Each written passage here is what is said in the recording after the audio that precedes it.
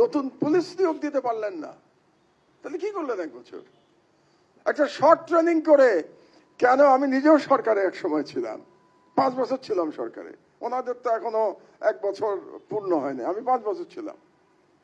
তো আমি বুঝতে পারি না যে 1 বছরের মধ্যে শর্ট ট্রেনিং করে সারদাতে কেন 1000 পুলিশ অফিসার নতুন নিয়োগ দেয়া গেল না?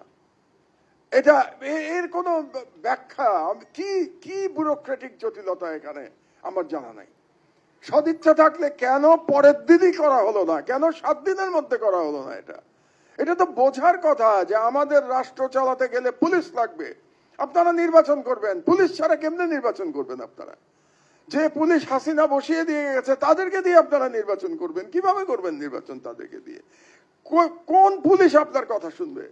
যে পুলিশ গোপালগঞ্জে পালিয়ে যায় সেই পুলিশ আর দিয়ে আপনারা নির্বাচন করবেন?